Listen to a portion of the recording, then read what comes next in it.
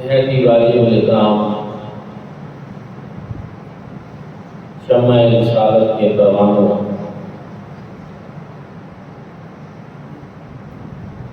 ماہ مبارک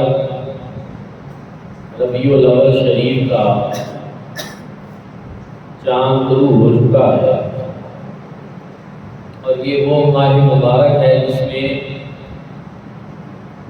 اس نظم کائنات کے بولا اللہ کے محبوب سرور انبیاء قائد المرسلین جناب محمد مصطفیٰ احمد مجتبیٰ صلی اللہ علیہ وآلہ وسلم کی تشریف آوری۔ حضور علیہ الصلوۃ والسلام کی جلوہ گری کا یہ مہینہ ہے۔ اہل ایمان مسرور ہوتے ہیں، خوش ہوتے ہیں، اور ان کے چہروں پہ نور ہوتے ہیں، رونقیں ہوتی ہیں کہ حضور تشریف لائے۔ اور بعض ہمارے دوست جو ہیں وہ ان مواقع پہ بحثیں چھیڑتے ہیں کہ میلاد کا ذکر ہونا چاہیے کہ نہیں ہونا چاہیے، حضور علیہ السلام کی آمد کے تذکرے کرنے چاہیے یا نہیں کرنے چاہیے۔ تو احباب الوقار، آج کی اس جمعۃ المبارک کی نشست میں میں کوشش کروں گا کہ قرآن مجید فرقان حمید کی روشنی میں آپ کی خدمت میں اس سوال کا جواب پیش کروں۔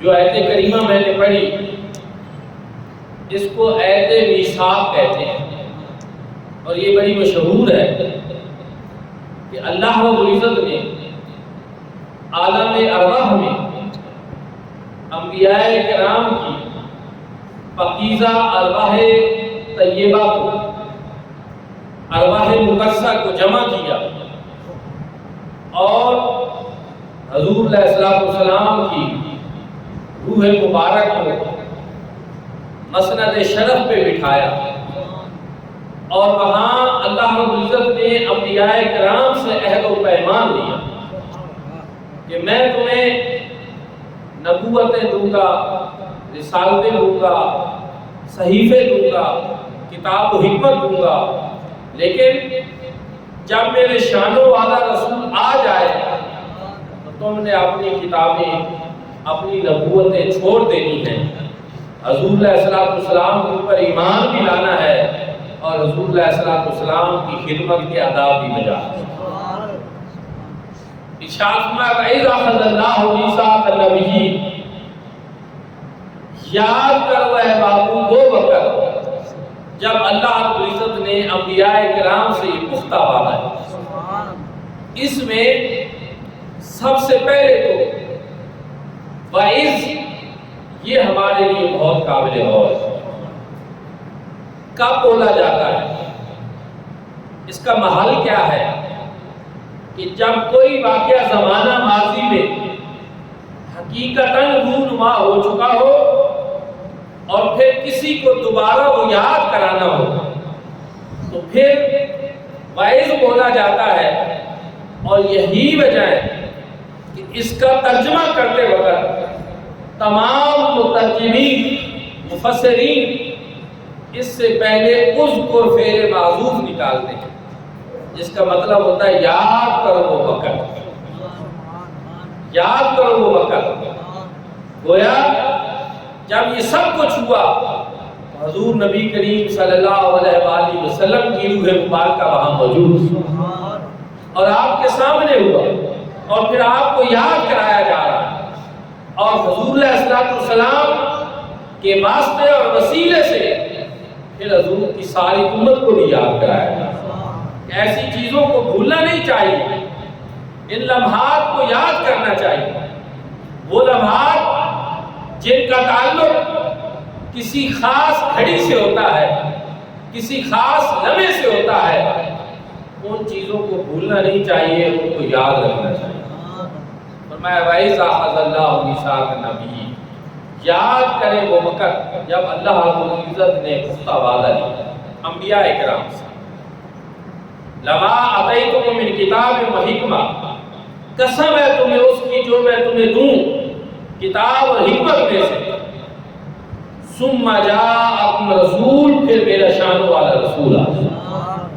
یہاں ایک تو قابل غور بات یہ ہے کہ رب تعالیٰ نے باقی تمام انبیاء کرام کو النبیین کہہ کر خطاب فرمایا، میثاق النبیین، لیکن جب حضور اللہ صلی اللہ علیہ وسلم کی باری آئی تو ارشاد فرمایا ثم جاءکم رسول، وہاں باقی انبیاء اور یہاں رسول، وہاں صفت نبوت کا ذکر ہے، یہاں صفت رسالت کا ذکر ہے۔ اور سوال یہ پیدا ہوتا ہے کہ جو انبیاء کرام وہ تھے ان میں بہت سارے ایسے بھی تھے جو رسول بھی تھے، لیکن رب تعالیٰ نے سب کو النبیین فرمایا، اور جب حضور علیہ الصلوۃ والسلام کی باری آئی تو الرسول مخاطب فرمایا۔ اس کی وجہ کیا ہے میرے بھائیوں اور دوستوں؟ یہی وجہ ہے کہ امام راضی بیان فرماتے ہیں کہ وہ انداز جو رب تعالیٰ نے عالم ارواح میں اپنایا، عالم دنیا میں آ کر انبیاء کرام نے اس کا اتنا لحاظ رکھا کہ وہ رسول جو نبی بھی تھے اور رسول بھی تھے، انہوں نے آ کر لوگوں کو اپنی نبوت کا کلمہ تو پڑھایا، لیکن کسی نے اپنی رسالت کا کلمہ نہیں پڑھایا۔ جناب آدم کی کلمہ کو دیکھیں، لا الہ الا اللہ، آدم صفی اللہ۔ جناب نوح کے کلمہ کو دیکھیں، لا الہ الا اللہ، نوح نجی اللہ۔ جناب موسیٰ کے کلمے کو دیکھیں، لا الہ الا اللہ، موسیٰ کلیم اللہ۔ جناب ابراہیم کے کلمے کو دیکھیں، لا الہ الا اللہ، ابراہیم خلیل اللہ۔ جناب اسماعیل کے کلمے کو دیکھیں، لا الہ الا اللہ، اسماعیل ذبیح اللہ۔ جناب حضرت عیسیٰ کے کلمے کو دیکھیں، لا الہ الا اللہ، عیسیٰ روح اللہ۔ لیکن جب حضور علیہ الصلوۃ والسلام کی باری آئی تو حضور علیہ الصلوۃ والسلام کا کلمہ لا الہ الا اللہ محمد رسول اللہ، کہ اللہ کے سوا کوئی معبود نہیں اور حضرت محمد صلی اللہ علیہ وسلم اللہ کے رسول ہیں۔ حضور علیہ الصلوۃ والسلام نے کلمے میں اپنے وصف رسالت کا بیان کیا۔ اس سے یہ پتہ چلا کہ عالم ارواح میں جو انداز رب تعالیٰ نے اپنایا تھا، عالم دنیا میں آ کر بھی انبیاء کرام نے اس کا بڑا لحاظ رکھا، اس کا بڑا پاس رکھا۔ اور دوستانی ذکر پھر میثاق کہتے ہیں اس وعدے کو جس میں فریقین کے پورا اترنے کی بات، یہ نہیں کہ ایک وعدہ دونوں طرف سے ہو اور ایک فریق وعدہ پورا کرے اور دوسرے کے نہ کرنے کا کوئی ڈر ہو یا خدشہ ہو، نہیں۔ جب معلوم ہو وہ دونوں فریق اس وعدے کو پورا کریں گے تو پھر میثاق کا لفظ بولا جاتا ہے۔ اور ایک طرف کون ہے؟ اللہ رب العزت، دوسری طرف کون ہے؟ انبیاء کرام۔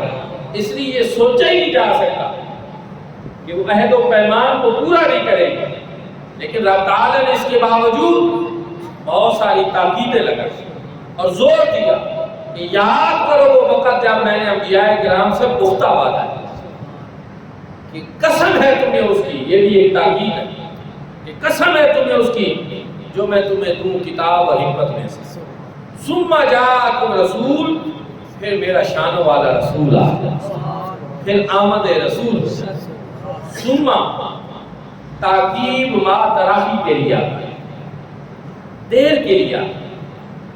مثلا عربی میں حروف عطف میں سے ایک حرف ہے فا اور ایک ہے ثم۔ فا جلدی کے لیے آتا ہے، تاکید ما وصل کے لیے آتا ہے۔ اب میں آپ کو آسان لفظوں میں اس طرح سمجھا سکتا ہوں کہ ایک شخص ہے، زید، وہ آیا اور مسجد میں داخل ہوا اور فوراً ہی چلا گیا، تو ہم عربی میں کہیں گے کہ جا زید فزا، کہ زید آیا اور فوراً چلا گیا۔ اور ایک بکر شخص وہ آیا مسجد میں آ کر اس نے نماز پڑھی، ذکر اذکار کیے، کافی دیر بیٹھا رہا اور پھر اس کے بعد وہ چلا گیا، دیر سے گیا، تو ہم کہیں گے جا بکر ثم ذهب، بکر آیا اور پھر دیر کے بعد گیا، یعنی اس نے وہاں پہ کوئی کام کیا، تاخیر کی، آخر میں گیا، دیر کے لیے آتا ہے۔ تو تاکید ثم عربی گرامر میں تاکید ما تراخی کے لیے آتا ہے۔ گویا عالم ارواح میں اللہ رب العزت نے وہاں بتا دیا تھا کہ جناب آدم سے لے کر جناب عیسیٰ تک تمام انبیاء و رسول دنیا میں جائیں گے، اور جانے کے بعد سب سے آخر میں جو آئے گا وہ میرا شان والا رسول۔ عالم ارواح میں یہ بتا دیا، روز اول سے یہ بتا دیا کہ ختم نبوت کا تاج جس کے سر کے اوپر سجا ہوگا وہ مصطفیٰ کریم صلی اللہ علیہ وسلم۔ ثم جاءکم رسول، اب یہ جو عالم ارواح میں بتا کہ رسول سارے ہوں گے، بات سمجھنا، رسول ہوں گے، نبی بھی ہوں گے، لیکن خاتم النبیین مصطفیٰ کریم، ختم الرسول حضور ہوں گے۔ یہی وجہ ہے کہ قرآن کی جو آیت ہے اس میں بھی کبھی آپ غور کریں کہ رب تعالی نے ارشاد فرمایا ما کان محمد ابا احد من رجالکم ولکن رسول اللہ و خاتم النبیین، کہ مردوں میں سے، تم مردوں میں سے حضرت محمد صلی اللہ علیہ وآلہ وسلم کسی کے باپ نہیں، لیکن اللہ کے رسول بھی ہیں اور خاتم النبیین بھی۔ غور کریں، رسول تو اللہ کے اور بھی ہیں نا، رسول تو اللہ کے اور بھی ہیں، لیکن وہ خاتم النبیین نہیں ہے۔ یہ اللہ کا رسول وہ ہے، ولیکن رسول اللہ ہے و خاتم النبیین، یہ اللہ کے رسول بھی ہیں اور ختم نبوت کے دار والے۔ نعرہ تکبیر، نعرہ رسالت، نعرہ حیدری، سیدی مرشدی، تاجدار ختم نبوت، تاجدار ختم نبوت۔ یہ چیز اللہ رب العزت نے عالم ارواح میں بتا دی۔ انبیاء کرام تم جاؤ گے، جناب آدم تم پہلے جاؤ گے، جناب لوط تم پہلے جاؤ گے، جناب شیش پہلے جاؤ گے، جناب یحییٰ پہلے جاؤ گے، جناب زکریا پہلے جاؤ گے، جناب موسیٰ پہلے جاؤ گے، جناب ابراہیم پہلے جاؤ گے، جناب اسماعیل پہلے جاؤ گے، جناب عیسیٰ تک تم سب پہلے جاؤ گے۔ ثم جاءکم رسول، پھر سب سے آخر میں میرا شان والا رسول جب وہ آ جائے۔ اور یہاں رسول کا لفظ نکرا ہے۔ آپ جو سکول میں بھی کچھ پڑھے ہیں، عربی نہیں بھی پڑھے زیادہ، تو وہ بھی جانتے ہیں کہ نکرا عام شخص عام چیز کے لیے بولا جاتا ہے، اور معرفہ خاص شخص اور خاص چیز کے لیے بولا جاتا ہے۔ تو اب یہ دیکھیں کہ رب تعالیٰ نے لفظ رسول نکرا ذکر کیا، لیکن رب تعالیٰ نے اس کو نکرا رہنے نہیں دیا۔ نکرا ذکر کیا، نکرا رہنے نہیں دیا۔ لفظ رسول نکرا تھا، اس کے اوپر اللہ رب العزت نے دو پیشے ڈال دی جس کو تنوین کہتے ہیں، اور عربی گرامر میں تنوین کس لیے آتی ہے؟ التنوین لتفخیم شان ہے، کسی کی بلند شان، عالی مرتبہ بیان کرنا ہو تو اس کے لیے تنوین لائی جاتی ہے کہ رب تعالیٰ نے صرف رسول اگر ذکر فرماتے تو پھر معنی ہوتا عام رسول، اور رب تعالیٰ کو یہ بات گوارا نہیں کہ میرا رسول عام رسول ہو، فرمایا رسول، یہ میرا رسول بڑی شانوں والا رسول جو سب سے آخر میں آئے گا، یہ بڑی شانوں والا رسول۔ جناب آدم بھی شان والے، نوح بھی شان والے، موسیٰ بھی شان والے، عیسیٰ بھی شان والے، لیکن ساری شان والوں سے بڑھ کر شان والا رسول یہ میرا رسول ہے۔ اسی اس تنوین کی وجہ سے یہ معنی بنا، یہ مفہوم بدلا، اور اس میں حضور علیہ السلام کی عظمت و شان ظاہر ہوئی ان دو پیشوں کی وجہ سے۔ تو پھر امام راضی بولے، کون امام راضی؟ جن کے بارے میں حضرت اقبال کہتے ہیں اسی کشمکش میں گزری میری زندگی کی یہ راتیں، کبھی سوز و ساز رومی، کبھی پیچ و تاب راز، کہ یہ راضی وہ ہے، وہ کہتے ہیں امام فخر الدین رازی کے لوگوں، یہ جو تمہیں رسولوں کے اوپر دو پیشے نظر آ رہی ہے نا، دو پیشے، یہ دو پیشے نہیں، یہ عظمت رسول کے وہ دو جھنڈے ہیں جو رب نے قرآن میں کہا۔ یہ مصطفیٰ کریم صلی اللہ علیہ وآلہ وسلم کی عظمت و شان کے وہ جھنڈے ہیں جو رب نے قرآن میں کہا۔ اور اسی کا ترجمہ میاں محمد باز صاحب عارف کھڑی شریف نے ہماری زبان میں کی۔ انہوں نے بھی ہمیں یہ بات سمجھانے کی کوشش کی کہ زیرہ زبرہ شتا متا شان تیری وچائیاں آما لوکاں خبر نہ کائی تے خاصا رمضان پا۔ اب یہ امام رازی جیسا مفسر ہی سمجھ سکتا ہے کہ رب تعالیٰ نے یہاں رسول النکرہ کے اوپر جب تنوین لگائی تو پھر اس سے مصطفیٰ کریم صلی اللہ علیہ وآلہ وسلم کی عظمت و شان کے معنی کس طرح پیدا؟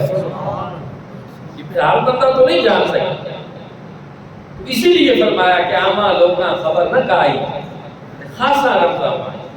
یہ باتیں خاص لوگوں کو سمجھ میں آتی ہیں۔ قرآن ساری دنیا پڑھتی ہے، لیکن قرآن سے عظمت اظہار مصطفیٰ کا عنوان جو ہے، مصطفیٰ کریم صلی اللہ علیہ وآلہ وسلم کی شان کا اظہار جو ہے، وہ الحمدللہ اہل سنت کے سے ہمارے اسلاف صدیوں سے جب بھی اس طرح کی آیات آتی ہیں وہ بڑے کھول کھول کر ان سے نکات بیان کرتے ہیں، جن میں محبت رسول کا بیان ہوتا ہے، عشق رسول کا بیان ہوتا ہے، حضور علیہ السلام کی ذکر کی رفعت کا بیان ہوتا ہے، عظمت و شان کا بیان ہوتا ہے، اور وہ بیان بھی کرتے ہیں۔ تو ارشاد میں ثم جاءکم رسول، پھر جب میرا شان والا رسول ہے۔ تو دوستان ذوالفقار یہاں پھر میں عرض کرنا چاہتا ہوں کہ اللہ رب العزت نے حضور نبی کریم صلی اللہ علیہ وآلہ وسلم کی آمد کا تذکرہ کیا۔ جا یجیو کا مطلب ہوتا ہے آنا، آمد ہونا، فارسی میں آمد ہو جاتا ہے، اردو میں آنا ہوتا ہے، اور یہی وجہ ہے کہ عربی میں جا رسول ہو گیا اور اردو یا فارسی میں آمد رسول ہو گیا۔ اب آپ لوگوں کو یہ بھی سوچنا چاہیے کہ ہم جو عنوان دیتے ہیں کہ یہ جلسہ آمد رسول، جشن آمد رسول، یہ عنوان کسی مولوی صاحب کا دیا ہوا نہیں، یہ عنوان وہ ہے جو رب تعالیٰ نے قرآن میں مصطفیٰ کریم کی آمد میں بولا۔ اب ظاہر ہے زبان کا جب فرق آئے گا تو ہم اپنی زبان میں بات کریں گے، لیکن معنی اور مفہوم وہی ہے جو رب تعالیٰ نے قرآن میں بیان کیا۔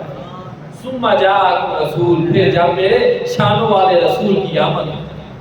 انبیاء کرام کو یہ فرمایا جا کہ میں تمہیں کتابیں دوں گا، نبوتیں دوں گا، رسالتیں دوں گا، لیکن جب میرا شانوں والا رسول آئے مصدق لما معکم، تم نے ضرور میں ضرور وہ رسول جو شان مصدق کا حامل ہے۔ چاہتا تو میں یہ تھا کہ مصدق لما معکم پہ ایک الگ نشست ہوتی جمعۃ المبارک، لیکن اب میں کچھ عرض کرتا ہوں، اگر کچھ رہ گیا تو اندر جمعہ بیان کر، یہ بڑی سمجھنے والی بات۔ فرمایا انبیاء کرام پھر جب سب سے آخر میں میرا شانوں والا رسول آیا، اور رسول بھی کیسا؟ فرمایا مصدق لما معکم، جو ہر اس چیز کی تصدیق کرنے والا ہے جو تم اپنے ساتھ لاؤ۔ آپ مجھے بتائیں، آپ بڑے ماشاءاللہ وادی سون کے ذی شعور لوگ ہیں، پڑھے لکھے لوگ ہیں، کسی چیز کی تصدیق بغیر جانے کی جا سکتی نہیں۔ مختلف چیزیں ہوتی ہیں جن کی تصدیق کے لیے کہا جاتا ہے کہ آپ یہ شہر کے نمبردار صاحب سے تصدیق کریں، یہ کونسلر سے تصدیق کریں، یہ فلاں سے تصدیق کریں۔ وجہ کیا ہے جی؟ شہر کا نمبردار سب کچھ اپنے شہر کے بارے میں جانتا ہے، جب وہ تصدیق کرے گا تو وہ پتہ چل جائے گا گورنمنٹ کو کہ یہ بندہ ٹھیک ہے یا نہیں ٹھیک، تصدیق ہوگی نمبردار صاحب۔ یہ میں آپ کو سمجھانے کے لیے یہ کہہ رہا ہوں کہ رب تعالیٰ فرما رہا ہے کہ انبیاء کرام تمہاری نبوتیں، رسالتیں، کتابیں اپنی جگہ، لیکن یہ درست قرار تب پائیں گی جب ان کے اوپر تصدیق مصطفیٰ کریم، جب حضور کی تصدیق ہوگی۔ اور انبیاء کرام جتنے پہلے گزرے ہیں اور جتنی پہلی آسمانی کتابیں یا صحیفے ہیں مصطفیٰ کریم صلی اللہ علیہ وآلہ وسلم نے ان سب کی تصدیق فرمائی، جناب آدم سے عیسیٰ تک، اور تورات، زبور، انجیل سب کی تصدیق میرے آقا نے فرمائی۔ ایک اور چیز، اگر انبیاء پہلے گزر گئے، حضور سب سے بعد میں آئے، تو حضور علیہ السلام نے بغیر جانے تصدیق کیسے کر، بغیر علم کی تصدیق کیسے کر؟ یا کتابیں پہلے گزر گئی، ان کا علم اگر حضور علیہ السلام کے پاس نہیں، اور قرآن یہ کہتا ہے کہ یہ رسول نبی امی ہے جو کسی انسان کا پڑھایا ہوا نہیں ہے، تو اب وہ تصدیق کیسے کر سکتا ہے؟ تو پھر مجھے کہنے دیجئے، اس سے پتہ ہی چلتا ہے کہ جناب آدم سے عیسیٰ تک ایک ایک نبی اور رسول کی نبوت اور رسالت اور ان کے جتنے معاملات ہیں ان سب کا علم مصطفیٰ کریم کے پاس ہے، اور تورات، زبور اور انجیل اور پہلے آسمانی صحیفوں میں جو کچھ اللہ نے بیان کیا ہے ان سب کا علم بھی مصطفیٰ کریم صلی اللہ علیہ وسلم۔ اب میں اس کے اوپر ایک قرآنی دلیل عرض کر دوں تاکہ کسی کو پریشانی نہ رہے۔ دوستان انتقام جب قیامت کا دن ہوگا تو وہاں انبیاء کرام رب کی بارگاہ میں پیش ہوں گے اور عرض کریں گے باری تعالیٰ ہم دنیا میں گئے اور ہم نے وہاں تیری توحید کا پیغام پہنچایا، لیکن اتنے لوگوں نے اس کو قبول کیا اور اتنے لوگوں نے اس کا انکار کر دیا۔ اب لوگ کہیں گے کہ باری تعالیٰ نہیں، ہمیں تو وہ پیغام انہوں نے دیا ہی نہیں، ورنہ ہم کیسے جناب آپ کی پیغام ملتا اور ہم اس کو قبول نہ کرتے؟ چونکہ وہ میدان محشر ہونا ہے نا، وہاں سارے ہی سیدھے ہو چکے ہونے ہیں، دنیا میں تو اور بات ہے۔ انہوں نے انبیاء کرام کو جھٹلانے کی کوشش کرنی اپنی طرف سے کہ انہوں نے ہمیں پیغام نہیں دیا۔ اب معاملہ الجھے گا کہ انبیاء کہیں گے کہ ہم نے پیغام دیا، ان کے نہ ماننے والے جو دنیا میں امتی ہیں وہ کہیں گے پیغام نہیں دیا۔ اب فیصلہ کیسے ہوگا؟ قرآن پاک سورۃ النساء میں ہے، فَقَيْفَ إِذَا جِئْنَا مِن كُلِّ أُمَّةٍ بِشَهِيدٍ وَجِئْنَا بِكَ عَلَىٰ هَٰؤُلَاءِ شَهِيدًا۔ فرمایا پیارے کیسا وہ منظر ہوگا کہ جب ہم ہر ایک امت کے اوپر ایک گواہ لائیں گے، ہر ایک امت کے اوپر گواہ انبیاء ہوں گے کہ وہ گواہی دیں گے کہ ہم نے اپنا پیغام دیا، لیکن ان سے انکار کریں گی، تو پھر اس وقت ان تمام انبیاء کی گواہی کے اوپر جئنا بک علی ہؤلاء شہیدا، حبیب پیارے ہم آپ کی گواہی دلائیں گے۔ پھر حضور کی گواہی ہوگی، حضور فرمائیں گے کہ جناب آدم سے لے کر عیسیٰ تک سارے انبیاء سچے ہیں اور ان کے یہ نہ ماننے والے امتی جھوٹے ہیں، تو رب تعالیٰ مصطفیٰ کریم کی گواہی کے اوپر تمام انبیاء کرام کی بات کو درست کرا۔ اس کا مطلب یہ ہے کہ حضور علیہ السلام کے پاس جناب آدم سے عیسیٰ تک ان کے جو ماننے والے ہیں، ان کے جو نہ ماننے والے ہیں، ان سب چیزوں کا علم حضور علیہ السلام کے پاس۔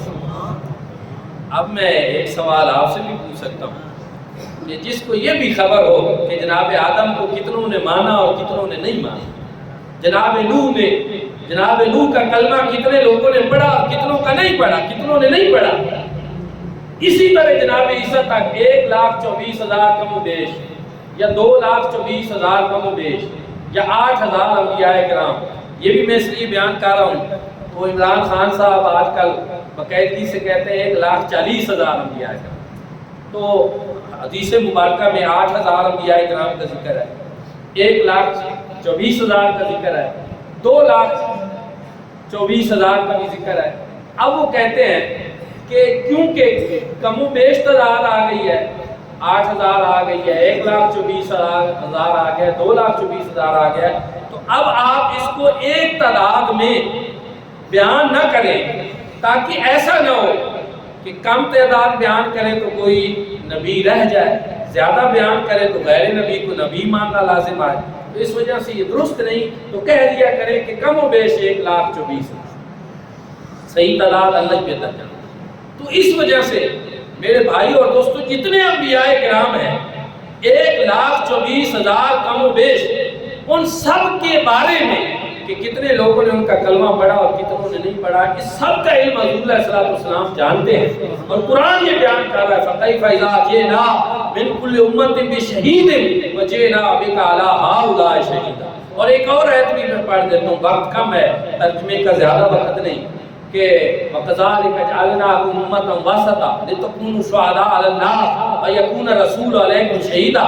اسی طرح محبوب ہم نے آپ کی امت کو امت وسطیٰ بنایا، اعتدال والی امت بنایا، توازن والی امت بنایا، تاکہ یہ لوگوں کے اوپر گواہی دینے والے بن جائیں، اور پھر ان سب کے اوپر گواہی مصطفیٰ کریم صلی اللہ علیہ وسلم آپ کی قیامت کے دن ساری کائنات کے لوگوں کے اوپر گواہی معتبر مصطفیٰ کریم صلی اللہ علیہ وسلم۔ اور اسی وجہ سے کہ آپ ساری کائنات کا علم رکھتے ہیں، تمام انبیاء کا علم رکھتے ہیں، ان کے ماننے والوں کا علم بھی رکھتے ہیں اور ان کے نہ ماننے والوں کا علم بھی رکھتے ہیں۔ اب یہ قرآن حقیقت بیان کر رہا ہے، تو آپ مجھے بتائیں جس کے بارے میں قرآن اس حقیقت کو بیان کرے کہ وہ سارے جناب آدم سے عیسیٰ تک سارے انبیاء کے ماننے نہ ماننے والوں کا علم رکھتے ہیں، کس طرح انبیاء نے دعوت دی، تبلیغ کی، کس نے مانا نہ مانا، تو کیا وہ اپنے امتیوں کے بارے میں باخبر نہیں ہوں، بے خبر ہوں گے؟ جو جناب آدم سے عیسیٰ تک سب کی خبریں دے رہا ہے اور قرآن بیان کر رہا ہے، اور حضور کی اس گواہی پہ اللہ رب العزت فیصلے فرما رہے ہیں، تو پھر وہ اپنی امت کے امتیوں سے بے خبر ہوگا؟ کتنی عجیب بات ہے، بے خبر ہو جو غلاموں سے وہ آقا کیا۔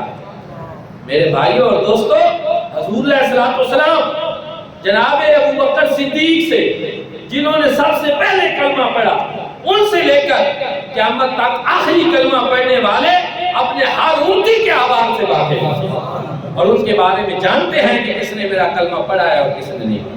حضور نبی کریم صلی اللہ علیہ وآلہ وسلم نے ارشاد فرمایا، حجر اسود وہ پتھر ہے کہ اللہ رب العزت نے اس کی 2 آنکھیں بنائی ہیں اور 2 کان بنائے۔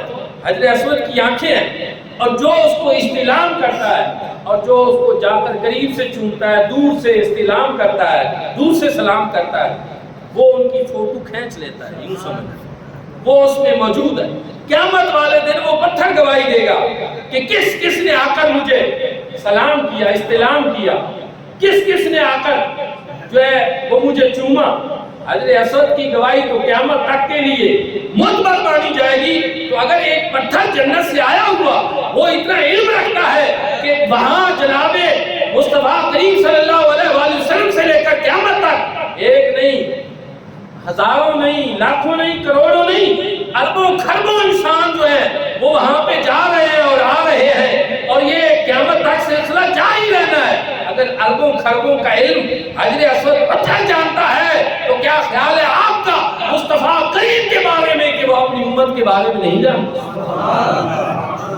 میرے آقا تو اپنے سارے غلاموں کے حوال سے واقف ہیں، تو کریم آقا کا میلاد آ رہا ہے، یہ شانیں ان کی اللہ نے عالم ارواح میں بیان فرمائی، انبیاء کے سامنے بیان فرمائی۔ تو اس لیے میلاد شریف کی تیاری کریں، گھروں کے اوپر جھنڈے لگائیں، جلوس کی تیاری کریں، محافل کی تیاری کریں، ہر گھر رسول اللہ صلی اللہ علیہ وسلم کا ذکر کریں۔ انشاءاللہ باقی جو آیت کریمہ کا ترجمہ اور تفسیر ہے وہ آئندہ جمعۃ المبارک کے موقع پر بیان کریں گے۔ اللہ رب العزت ہم سب کو عمل کی توفیق عطا فرمائے۔ آخر دعوانا الحمدللہ۔